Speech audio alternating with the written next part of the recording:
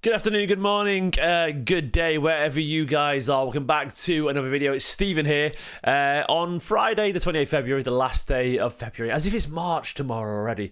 It's going crazy. Is everything looking all right? Looks a bit buffery at my end. I'll just double check the details are okay with this live stream. If you're watching and it's not a live stream, I apologise. It's a video later, but I'm just checking everything's okay quality-wise. But anyway, Stephen here. We're talking about Claudio Echeverri today. I'm a little bit late going to this video. I wanted to talk about him yesterday, but unfortunately had to deal with the realities of the real world. My son's a little bit poorly, so I couldn't get away yesterday. He was very under the weather. But we're here today to talk about him anyway. Echeverri, another wonder kid, not my son, a different wonder kid, because he looks like City have got themselves a potential superstar here. Hopefully the video should feel a little bit buttery smooth now because I've just tweaked some settings. I don't know why it was going so bad. Apologies about that, everyone. But yeah, Echeverri has finally joined Manchester City Football Club. He's already been in training as well. So I thought I'd take today to go through what we know about him already, who he is, if you don't know anything about him, what we can expect from him, will he be involved this season, and a few more questions, and just my general thoughts on this potential transfer. So once again, apologies for the delay in going live on this video. Just yesterday was a no-go for me for personal reasons. If you are new to the channel, please give the video a like. Any Echeverri fans who are joining the Messi hype train, please give the video a like and subscribe if you are new here as well. Welcome to all the new subscribers recently. A lot of them from Uzbekistan and Egypt, if I'm being honest, but you're more than welcome, you beautiful bastards. But yes, let's get on to Echeverri then. So we've got ourselves a new wonder kid. We've certainly got a big old collection of wonder kids at the moment, haven't we? City are very much looking to the future, and this guy arrives at a very opportune moment, if I'm being honest. Usually I'm very... by the way, people asking questions about stadiums in the chat. I'm not going to deviate from this. It's a very obvious topic in this video, so it's not a video for stadium expansions right now. Sorry, mate. Yeah, but it'd be good, obviously. Bigger, the better. But yeah, usually I'm quite cynical about the chances of a young player getting into the City side. But if you're ever going to choose a season where your youth could be as a benefit, it's probably this one. It's probably this one. City are very clearly looking for the future and trying to build a younger side. Guardiola has come out and said many times that we can't run, the players are too old, and we need to look forward to the future. He's been very obvious with that, and he's talked after the Newcastle game, Liverpool game, and the Spurs game that he liked what he's seen from the younger players, and that they will be our future. So Echeverri is the latest to join those ranks of players, and of course that bodes him in good well, because we're thinking forward right now, and he's caught Guardiola at a good time, is what I'm saying. He's caught the club at a good time. That's not a guarantee of involvement, because the squad is currently pretty stacked with players. Even though some of them are old, there is still plenty of numbers in that squad. The training ground is starting to look busier as everyone returns, and Oscar Bob's returning now, so Echeverri's got to get ahead of him. I know people who are on the bench like Grealish and McAtee and so on, so it's not going to be a guarantee. Even Foden was on the bench the other day, so it's not going to be easy, but it's exciting. So I didn't expect Manchester City to actually do a big thing about Echeverri joining, but they have actually. They did a whole bunch of new signing articles and pieces yesterday. We'll go through them. We'll talk about, who he's going to be in terms of his playing style and all that kind of stuff. We'll sort of do a bit of a profile before we talk about expectations as well. Thank you for the super chats. Massively appreciate it. Mr. Rollup says, welcome to City El Diablito. Diablito. Is that right? Isn't that what's that mean? Like little devil or something? What does it mean? I don't know. Either way, I love it. Thank you so much for the super chat, mate. I'll go to the City article anyway. And here it is in its full splendour from Jack Mumford over at mancity.com. It said, Echeverri's joined with Pep Guardiola's City squad for the first time. The Argentine attacking midfielder. By the way, anyone from watching from South America just better at these things than me. What's the difference between Argentine and Argentinian? Is there any difference? Argentine, I'm sure, is the preferred one if City are using it, but I don't know. The Argentine attacking midfielder signed for the club in January 24, but remained on loan at River Plate until last month. It's been a year since he signed. The 19-year-old arrives in Manchester off the back of a spectacular under-20 South American Championship campaign, where he captained his nation to a runners-up finish. 6 goals in 9 appearances made, and the second highest scorer at the tournament, with braces against Brazil and Uruguay the standout contributions. It was the latest landmark in a glittering youth international career after captaining Argentina at the 2017 World Cup in 2023 and scoring 5 goals, including a hat-trick against Brazil. That's big ball stuff, that, by the way. To be Argentine or Argentinian, I don't know. To be... that's good at that age and score that, against Brazil, they're going to love you, put it that way. It's like... it's like, I don't know, it's not the same because Scotland aren't that, but scoring a hat-trick against Scotland playing for England, that's a really bad example, actually. Is there any like head-to-heads in world football that are that level? Brazil, is there any head-to-heads in international football of that grandeur? There isn't really, is there? There isn't. It was one of those things where I think that is the biggest like rivalry in world. You know, you can talk about England, Germany, but they're not like literal. The European rivals, but Brazil and Argentina that's the one, isn't it? Really, that's the biggest rivalry I would say in international football. But anyway, despite his 10 years, Echeverri comes with experience, having represented River Plate 48 times. USA Mexico, says Ryjack. Yeah, but who really cares about USA Mexico? Other than that, the world's not tuning in for that. Really, let's be honest. He scored 4 goals and provided 8 assists in that period. He's had 4 goals and 8 assists for River Plate.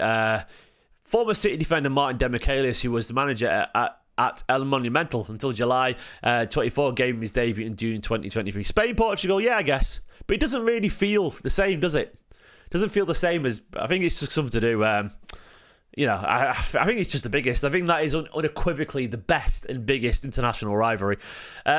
Since then, he played 10 matches in the Copa Libertadores, 24 games on Argentina's top flight. With a contract that runs until the summer of 2028, he'll now be part of a remainder of our 24-25 campaign and beyond. Echeverri said, I cannot tell you how excited I am to be here in Manchester and finally be able to call myself a City player. Football has been my life and my dream was to play for one of the best teams in Europe. Today I'm closer to that dream. City are one of the best teams in the world. Not only do they win trophies, but they play the game so beautifully. They are an example to everyone. They show people how to play football the best way. Maybe not this season, mate, but cheers. To be part of this team and the culture here at City and use this as my base to develop my game is something I'm really excited about. My family are so proud to be here. My focus now is on working as hard as I can in training to show the manager and his staff I am good enough to be part of the team. Cheeky said, Claudio is one of the finest talents to emerge South America in recent years. We knew as soon as we watched him he wanted to become a City player. All the natural elements are there. His touch, his technique, eye for goal and dribbling ability. Our job is to take these attributes and turn him into a world-class player. So there we go. There's all the stats for you. Very exciting talent. An extremely exciting talent. All you got to do is just go on YouTube. And I know. But there's a lot of footage on the internet these days.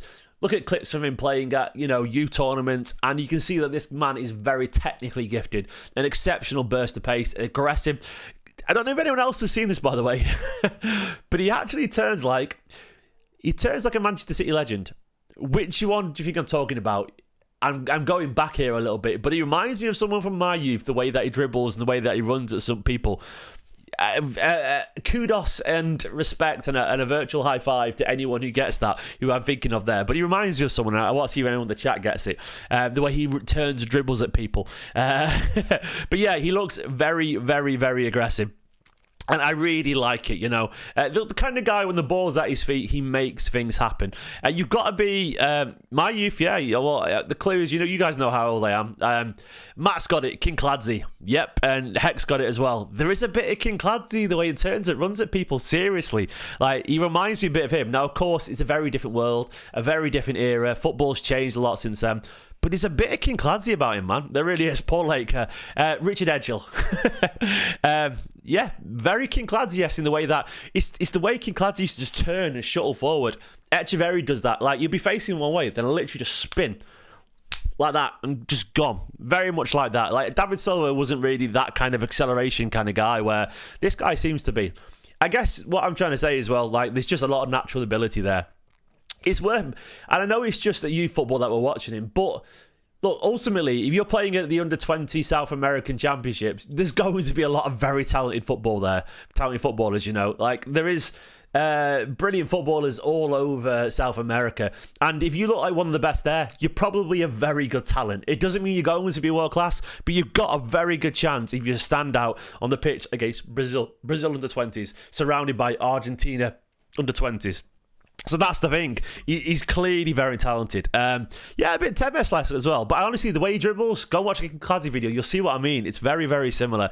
And that's enough for me. But these days, of course, teams are so much more structured and organised, even at under 20 level, than they were back in the Premier League in 94, 95. Look, I watched that. 96, sorry. It was like 96 when King Clancy joined. And it was, they're fitter now. Even under 20 players are fitter now. Football has changed exponentially.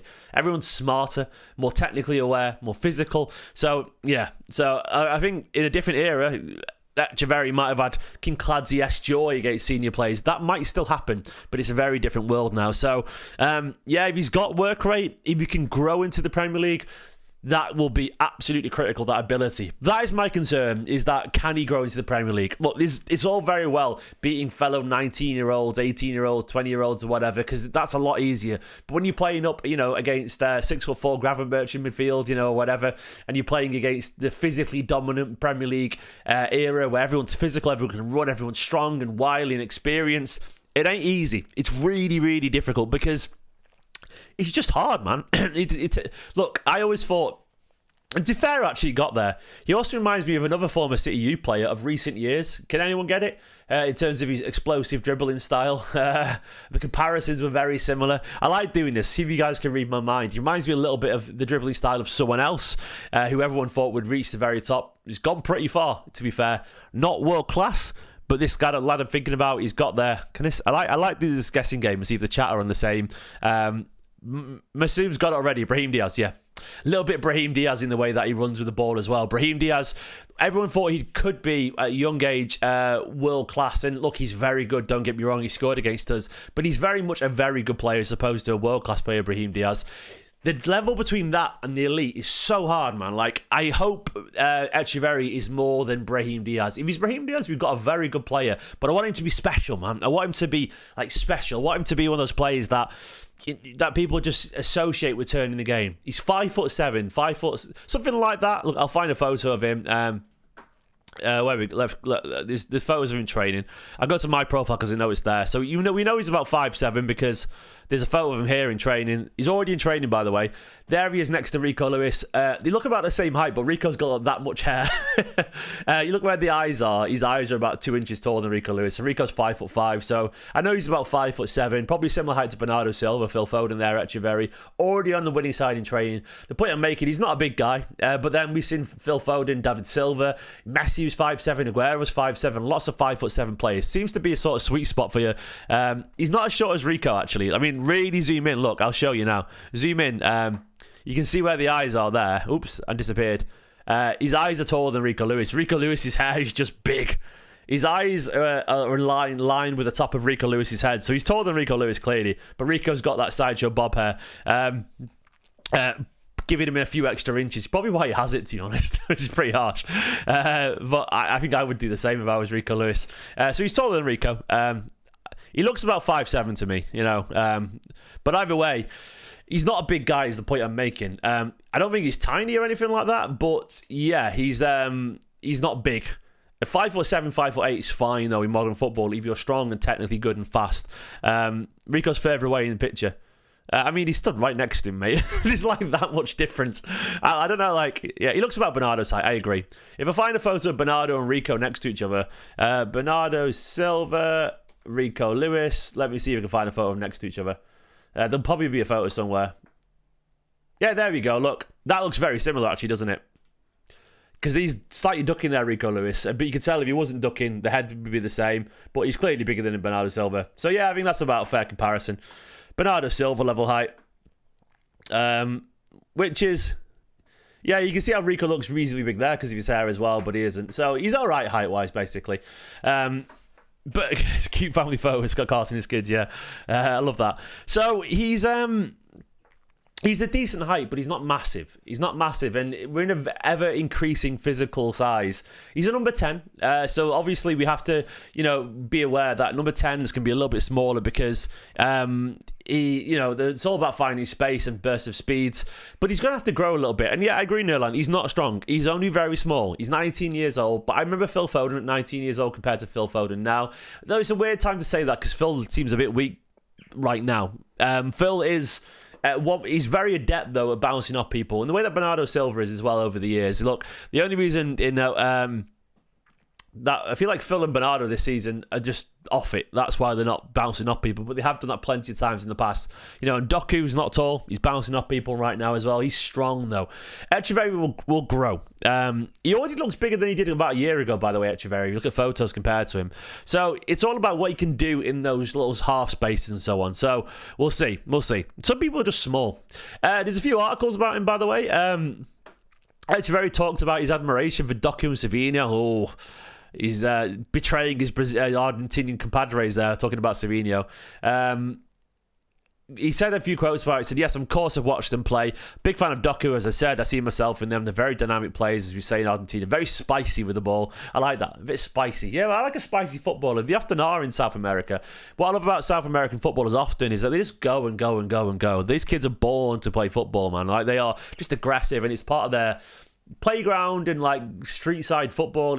Maybe I'm talking cliches there, but the impression I've always got in South America that kids just play it everywhere. You don't see that as much these days. You know, walking around the streets where I live, kids aren't playing football. You know, they rarely are. They're all inside playing FIFA. So I sound very old man there, but it's true. And kids play football all the time, and they're aggressive. You don't lose that feeling. You know, you want to.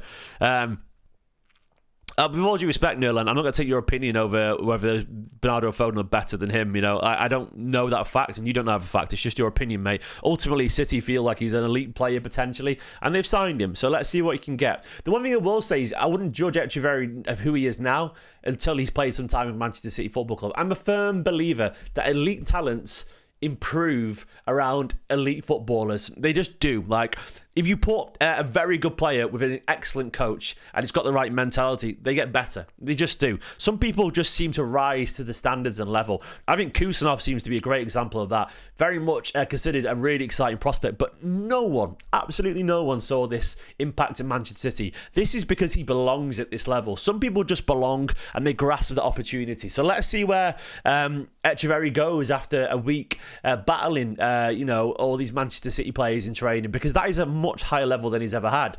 And the right mentality, the right footballer, they thrive in this. They thrive in that. And you can very much see in his playing style, it's aggressive, it's assertive. He wants the ball. He wants to make things happen. And that natural tenacity, there's the word tenacious, mate. Tenacity and drive can take you very far if you have it. It's all about wanting it. Savinho wants it, you can tell. This is why at 20 years old, he's already come from South America to being one of the best wingers in La Liga, Girona, and now he's one of the best wingers in the Premier League. Let's ignore the Spurs game. Let's be fair. But that's what you have. You have that natural will to win. So yeah, I like it. He said they always take on defenders and go forward every time they get the ball. The way they play is something I admire.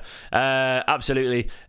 He said he enjoyed the experience at the Under-20 South American Championship. He said it was a great experience. Very happy. The team did a good job. Couldn't win the tournament, but I'm proud of our performance. Individually, I think I did well. Second top scorer with 6 goals, yeah. Some lovely goals as well. Some more articles about him. Here's your gallery of your new man. Should we get to the photos?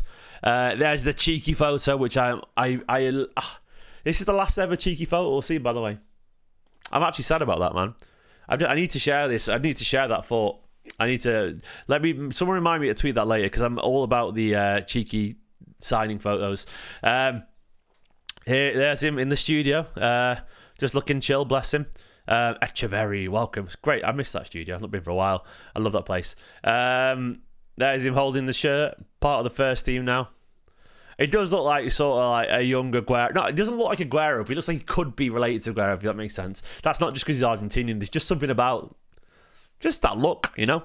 There he is in the City kit. Only a small lad, as you can see. You know, not the biggest, but once again, if he has the pace, the hunger, the drive, he'll be fine. It doesn't look like he can't grow, if that makes sense. Look, there's the photo. Look, if he's got 75% of the talent, he's going to the top. There we go. Number 30. Following in the esteemed footsteps of Bernardo Corradi there, guys. Also Otamendi as well. And Messi as a youth product was number 30 as well. Look, everyone's going to talk about Messi. He's not Leo Messi. He's not going to reach the levels of Leo Messi. No one is that is currently alive in football that we know of looks anywhere near Lionel Messi. The second we say that, I mean, is it? I think I'm allowed to say all Argentines look alike because we're white as well, so it's fine, mate. I'm not going to accuse of racism there, am I? It's fine, mate. Yeah, but he's not Lionel Messi. No one is. Messi is the greatest to ever do it. He's so far ahead of everyone else, in my humble opinion, that there's no point talking about it. But would I take a classic Argentine Trequiasta? Is that how it's pronounced? Something like that. Of course I would. Would I take a Pablo Aimar or Joan Roman Riquelme who can run? Absolutely. Would I take that level right now? 1,000,000,000%. There's so many fantastic Argentinian number 10s with immense ability. We don't need him to be Messi to be a world-class footballer. Messi's just not normal. Like, Messi is like, oh, can that human be alien? No one can be an alien. He's not a normal person. Like, it's one of those things where I don't care about him being. Don't mind me. I just found that in my drawer as I was sort of rooting about. I'm just going to polish my ring, brush it as I do this. But no one can be Lionel Messi, because he's a once in a lifetime footballer, and I've actually made my peace with that. That was really weird of me. Sorry, I haven't got ADHD, but I can imagine why people think I would do, because I don't stop. I'm a fidgety person. I've got a brushed ring, but the shine goes of it, you know what I mean? So just brushing it, and I've not found that in ages. But Messi is such a unique footballer that there's no point asking for that, because you're setting someone up to fail. But we don't need him to be once again, Look, Phil Foden is miles off Messi, but he was a PFA Player of the Year last year, De Bruyne is not even Messi, miles off him. And he's the best I've ever seen in the Premier League, personally. That is fine. If you want someone to score 50 goals and get 25 assists a season, that'd be great, but I'd take 20 goals a season and 10 assists a season. How does that sound for you? If we can get that would be incredible. So yeah, don't put the Etch and Messi tag on him. It's fun, but let's be realistic about it. We've got a very exciting young talent. KDB is like Messi if he was human. Exactly. That's a good look. If KDB, in my opinion, is sort of reached the potential a human should be able to reach, Messi's just Messi's like, if you were someone just sat there in a lab and created a perfect dribbler, attacker, creator. Like, Messi's just not normal. He's not. I even think Messi wouldn't have been as good if he was 6'4". I think the fact that he was 5'7" just made him. I think it was just perfect. Absolutely perfect. Incredible footballer. 10 things you didn't know about him. He's a northern lad. He was born in Resistance. I can't pronounce it. He was born in that place there. A small city in comparison to the giant sprawling metropolis that is capital Buenos Aires. Resistencia. It's in the Chaco province by the border with Paraguay. 580 miles from El Monumental home. He's a long way away from River Plate. He played for Deportivo Luján before trialing River Plate. He chose to play for River Plate. He moved to Buenos Aires as a 10-year-old and got one of the best educations in Argentine football. His early claim to fame was he became a viral sensation as an 11-year-old at a seven-a-side Venice Champions Trophy. He got 9 goals in 6 games, including 4 against Juventus, and everyone loved him. So there we go. Captain material. Echeverri has long been a favourite to carry the armband at youth level. I love that, by the way. You don't get the Argentinian captain unless you are aggressive leader. So obviously he sets the example for his teammates. So that says a lot about his personality. Little Devil is his nickname, which is wonderful. Yeah, I really like that. Little Devil is his nickname there. What else? He has the respect of his elders. Di Maria said he looked sharp. He definitely watched him. There's a lot to give. He trained with the first team, the Argentinian first team, in the Under-17 World Cup in March while he prepared for it. Very nice. Hat-trick against Brazil was one of his most favourite moments. He got a lot of national attention from that. It made him a hero in his homeland immediately. A lot of experience already. 48 appearances for River Plate. Which is good, of course. Not yet played for Argentina's first team, but we'll see. He sees a lot of Pablo Aimar, apparently, in his own game. A cracking player, a football manager, a championship manager legend, who had obviously spells at River Plate, Valencia and Benfica. He said, I really like Pablo Aimar. He spoke to me many times. He's a great person. He gave me useful pointers about what I need to correct in my game. Talented player. Love taking defenders like me. He's also got City connections with Demichelis as his manager, who he sort of eased him into football professionally. So there's some things about him there. There's number 30 we've already talked about. Look, what do I feel about him in general? Echeverri, I'll show you where he plays. He plays here. The problem is, so do a lot of people. So Echeverri plays right there in the heart of the team. Do not be surprised to see him get a shift if he gets on there, or the left, or there, on the right, or here as a false 9.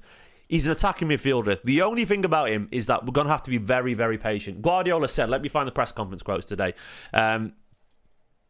Guardiola's already spoken about him today. And he was very, he was honest, but not exactly, I wouldn't say he was like, he played down him, I would say, largely. Let me find the quotes. he was asked if he could be ready. He said, I don't know. He's arrived and we're in the decisive part of the season where every game is a final. Now, after winning at Spurs, we're 4th in the Premier League, but if we don't get a result, we'll be 6th, 7th, and if we lose 1 or 2, we'll finish 8th. Everything is so tight. Every game is a final. 2 games in the Premier League before the international break. Massively important. Forest is 3rd. Brighton is there, making an incredible run. Focus on that, and the end we'll have long weeks, blah, blah, blah, blah. He essentially said, I'm too busy thinking about top 4 race right now. So there we go. He also talked a little bit about him. He said, where's it gone? There was another quote about him, how he's done. He said, let me find the other quote. He said he arrived yesterday. Yeah, good skills.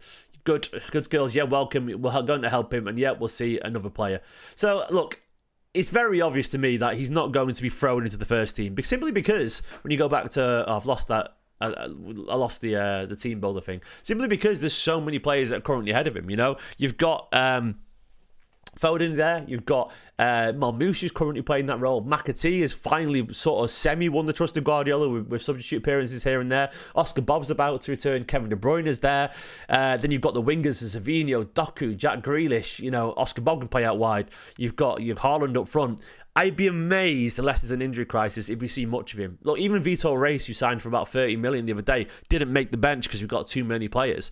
We've got about 23, 24 senior players currently. That means 2 or 3 people are going to have to drop outfield players out of the squad for him to get on the bench. It's going to be a long haul. This guy has been signed for the future. The most important thing right now is he gets in training. Hopefully, he gets a substitute appearance somewhere. Maybe against Plymouth tomorrow. We'll talk about that in the preview tomorrow morning, which I'll do because there's more quotes at 10:30 tonight, so I'll do the preview then. I am very excited for this talent, but I think we need to be realistic about the expectations on him. He's a cracking player, but there's no guarantee excelling at under 20 level is enough to make you an elite level footballer. It isn't. I think he has the tools. I think he has the spiciness in his own words. I think he wants it. But it's just not going to be easy, man. Our expectations have to be realistic about how far he can go right now. Let's see if he can impress Guardiola in training. Let's see what he can do. And hopefully this very talented young footballer with that drive and that natural pedigree, that background from one of the biggest teams in South America, can pick up the level of the Premier League. It's never been a more physical Premier League, a harder Premier League, in my opinion, to sort of hit the ground running. It's just so aggressive out there, especially for a 5'7" slight midfielder with very little senior experience. He's got the talent, but does he have the opportunities, the luck? That's what's going to take to get really far, and the drive. And ultimately, you know, to be very good at youth level is no guarantee. I've seen a billion youth players that I thought would reach the top have disappeared into nothingness, because that is football and it's a cruel mistress sometimes. For now, though, I'm very excited to see him. Do let me know in the comments what you think he'll do. Will he make it at Man City? Could he be the spark that we need? You know, we saw Marmoush turning and running people at Spurs. Look, and I like the fact that he's got that in his game. Phil isn't doing that much these days. Kevin De Bruyne is on his way out potentially. There is a movement towards youth right now, and he could have joined once again at the right time. It's just not going to be easy. But for now, let's see how he gets on. Guys, love you loads. In a bit, bye-bye. Subscribe, like, bye-bye.